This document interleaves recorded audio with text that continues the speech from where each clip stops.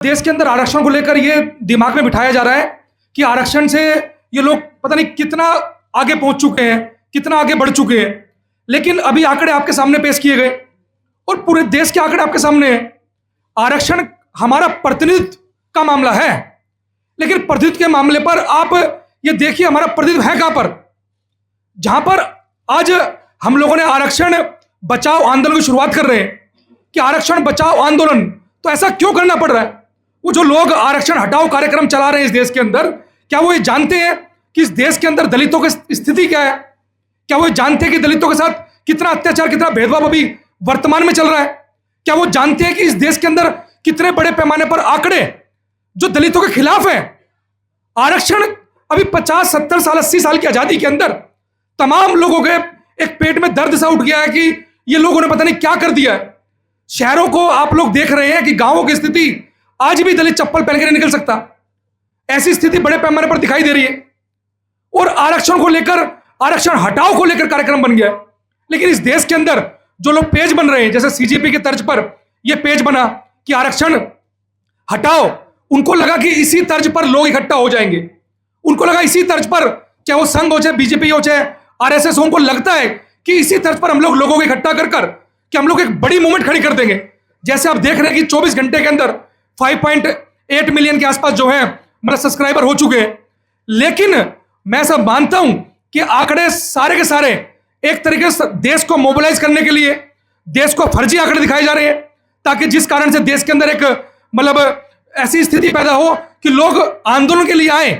लेकिन मैं आपके इस प्रेस वार्ता के माध्यम से बोलना चाहता हूं कि उन तमाम लोगों को इस देश के वो तमाम आंकड़े देखने पड़ेंगे जो आरक्षण हटाओ के लिए आंदोलन करने की तैयारी कर रहे हैं। उनको सबसे पहले उस आंकड़ों पर नजर मारनी पड़ेगी कि जहां पर दलितों की स्थिति क्या है। आज भी दलितों की स्थिति इस देश के अंदर यह है कि वो पानी नहीं पी सकता। आज भी दलितों की स्थिति यह है कि वो सार्वजनिक रोड पर, सार्वजनिक शमशान घाट पर वो अपने घर के व्यक्ति को जला नहीं सकता। तो ऐसी स्थिति के अंदर आप ये देखिए, आरक्षण समानता के लिए लाया गया। आरक्षण समानता के लिए होगा। आपने देखा होगा, मैं आपको एग्जांपल देता हूं एक। आपने देखा होगा कि जब पहलवान कुश्ती करते हैं या जितने भी एथलीट कोई कार्यक्रम करते हैं, अपनी फाइट करते हैं, तो वहां पर ना 100 ग्राम अगर वजन एक्स्ट्रा हो व्यक्ति का, सामने वाले खिलाड़ी का अगर 100 ग्राम वजन भी एक्स्ट्रा हो तो वो रिंग में फाइट नहीं कर सकता।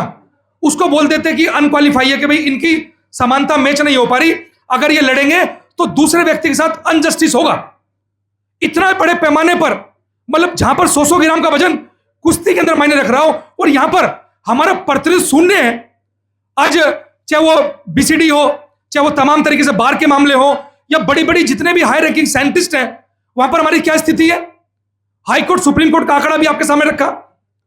हम पूरे देश के अंदर आज मैं समझता हूं कि ऐसा आंदोलन या तमाम इस देश के लोगों को, और वो लोग मैं समझता हूं ज्यादातर अपर कास्ट के, सोनल कास्ट के लोग होंगे जो इस तरह की मूवमेंट को चला रहे हैं। क्या कभी आप लोगों ने देखा कि कोई अपर कास्ट के, सोनल कास्ट के लोगों ने इस देश के अंदर ऐसी मूवमेंट चलाई हो जो ये चाहते हो कि इस देश के अंदर से जातिवाद खत्म कर देते हैं, इस देश के अंदर छुआछात खत्म कर देते हैं?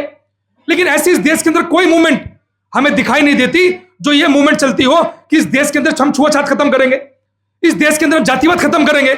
लेकिन सिर्फ और सिर्फ आज इस देश के अंदर बड़े पैमाने पर नरेंद्र मोदी की सरकार जब चुनने जा रही थी 2024 के अंदर, एमपी भरे मंच पर से ये बोल रहे थे कि बस एक बार हमें 400 पार करा दो, हम इस संविधान को बदल देंगे।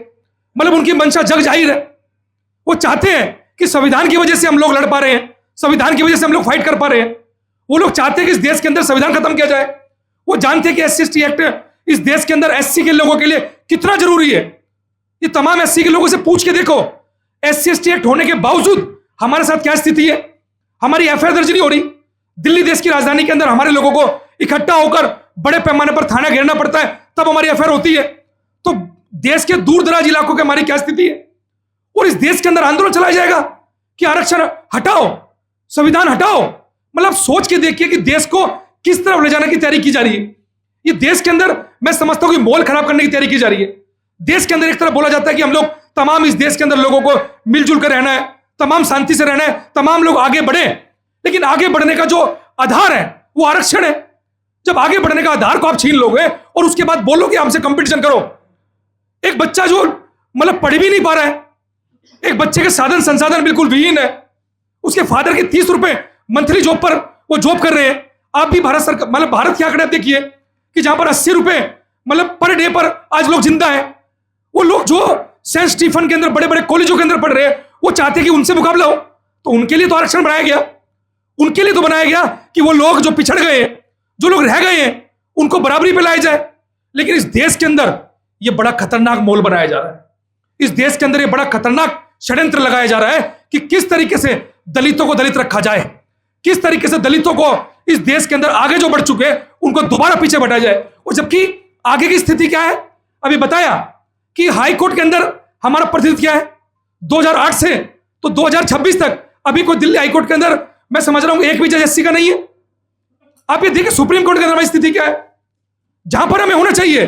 आप वो हमें देख रहे हैं कहां पर, हमें देख रहे हैं ग्रुप डी की नौकरी पे, हमें देख रहे हैं क्लर्क की नौकरी पर, हमें देख रहे हैं सफाई की नौकरियों पर। तो वो जो जहां पे देखा जा रहा है, जहां पर आरक्षण की असल में जरूरत है, वहां पर तो हम नगन हैं, वहां पर तो हम शून्य हैं।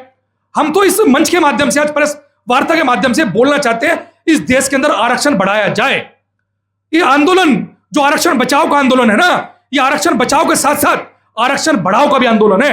और हम इस मंच के माध्यम से, इस प्रेस वार्ता के माध्यम से हम ये बोलना चाहते हैं उन तमाम लोगों को जो इस देश के अंदर ये चाहते हैं इस देश के अंदर से आरक्षण खत्म हो। मैं समझता हूं कि 5 मिलियन की जगह अगर जैसे सीजेपी के जो जितने मिलियन में जल्दी जल्दी बढ़े, इससे भी अगर डबल क्वांटिटी में बढ़ेंगे तो दलित इस प्रोटेस्ट को लड़ने के लिए पूर्ण रूप से तैयार है। और वो मानवतावादी लोग आज खड़े हो चुके हैं। हम किसी भी कीमत पर आरक्षण को भी, SC/ST एक्ट को भी संविधान के दायरे में रहकर शांतिपूर्ण तरीके से हम जो उचित होगा हम करने के लिए पूर्ण रूप से तैयार है। लेकिन हम ये बोलना चाहते हैं कि आप लोगों को समझना पड़ेगा, इस प्रेस वार्ता के माध्यम से बोलना चाहते हैं कि तो जो जितने भी लोग इस तरह का आंदोलन की भूमिका बना रहे हैं, जो लोग जुड़ रहे हैं, मैं समझता हूं कहीं ना कहीं उनको संविधान को समझने की जरूरत है। कहीं ना कहीं आरक्षण की जो परिभाषा है, आरक्षण का जो डेकोरम है, उसको समझना पड़ेगा। SC/ST एक्ट क्यों बना उसको समझना पड़ेगा। तब जाकर मैं समझता हूं कि जब वो लोग समझ जाएंगे, एक मोब है, उस मोब को मोबिलाइज किया जा रहा है दलितों के खिलाफ।